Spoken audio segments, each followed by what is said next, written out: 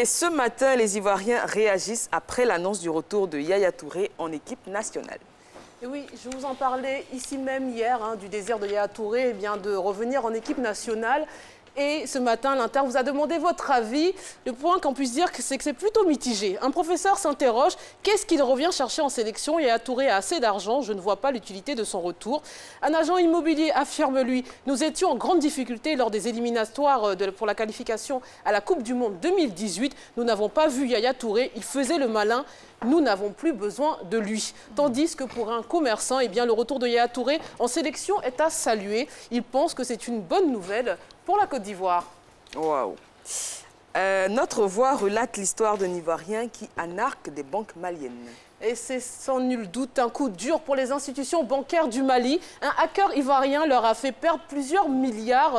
Sont concernés la BIM, la BDMSA et la Bank of Africa. Ce jeune Ivoirien avec plusieurs identités, tantôt Koulibaly, tantôt un autre prénom, est arrivé à pirater le système des banques en modifiant le numéro de chèque des comptes personnels et même des comptes de société. Il émettait des chèques sur les comptes des entreprises et avait la possibilité de faire des retraits avec des cartes d'identité signées par des commissaires fictif. De manière subtile et rentrer facilement en possession de l'argent des entreprises, surtout pour les banques les moins sécurisées. D'ailleurs, des indiscrétions font état d'une possible complicité interne au niveau de ces banques. Waouh, mais dis donc. Une histoire d'amour rocambolesque dans Allo Police à présent. Et c'est du petit caviar, écoutez-moi bien, Eva. C'est l'histoire de Bamba qui est donc parti voir Allo Police pour raconter ses déboires sentimentaux et financiers. Il explique qu'en 2013, il a épousé sa petite copine par contrainte, puisqu'elle avait besoin de régler une situation administrative. Ce dernier était déjà marié, coutumièrement parlant, et avait 2 enfants. Et donc, il a été convoqué par le commissariat lui expliquant qu'il avait abandonné, soi-disant, cette jeune femme. Mais Allo Police a eu la très bonne idée d'aller demander la version de madame, qui donc a été surprise. Selon elle, ce mariage était un mariage d'amour et les absences répétées de Bamba, il les justifiait en tant qu'homme d'affaires. Il allait faire des missions. Et lors d'une des soi-disant missions, la jeune femme a appris par l'un des amis de M. Bamba que finalement, 1, il avait un autre foyer et 2, il n'était qu'un simple vendeur d'œufs. Bon, il n'y a pas de son métier, je ne suis pas en train de critiquer le métier du monsieur, je dis juste l'ironie du sort, mais je ne critique pas le métier du monsieur. Non, je m'attendais à tout sauf à cette chute en fait. Et Jeune Afrique décrit la mémise des intérêts privés sur ceux de la collectivité en Afrique du Sud.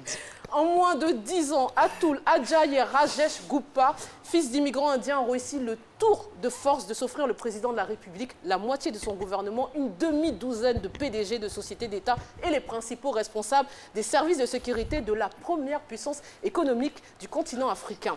Leur rôle dans la criminalisation d'une partie de la direction du parti au pouvoir, l'ANC, a été déterminant. Au départ, Atul Gupta est juste vendeur de chaussures, puis d'ordinateurs. Le commerce marche bien, il fait venir ses 2 frères d'Inde et leur société devient rapidement l'une des premières du pays dans son domaine. Leur objectif, accéder au juteux marché des contrats d'État, et ils vont donc utiliser la filière indienne de l'ANC pour approcher les cercles du pouvoir.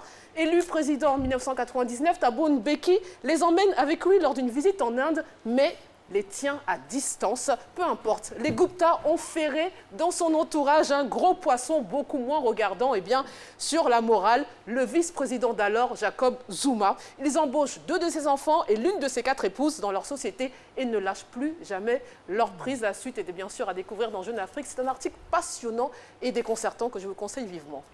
Et on finit avec un octogénaire qui bat un record surprenant, c'est l'insolite. Et oui, difficile à croire, mais c'est pourtant vrai. À 81 ans, Beth Nash est toujours hôtesse de l'air. Un record qui l'a rendue célèbre dans le monde entier. Elle n'avait que 21 ans quand Eastern Airlines, compagnie depuis disparue, l'a recrutée. C'est elle que vous voyez donc à cette époque. Et la photo suivante qui va apparaître, c'est elle aujourd'hui à 81 ans.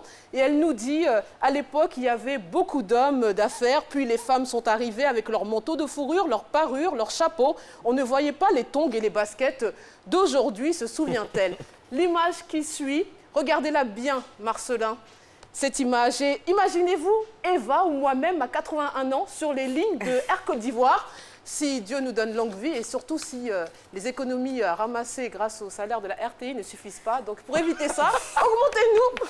Je suis pas dedans. Hein. Bah oui, non, moi je vous soutiens. Je vous soutiens. N'est-ce pas, Eva? Une bouche de plus à nourrir. Merci. Merci beaucoup. Hein. À demain. Merci, à demain. Toujours À avec demain, le Fatim. même plaisir. 89 ans, il faut le faire. J'imagine Respect, Eva. madame. À quand la retraite? J'imagine Eva à 20 ans déjà. Elle en a 18 ans. Merci d'être avec nous. Matin Bonheur, c'est ça, l'esprit du sourire, la bonne humeur. Et elle est communicative, hein, cette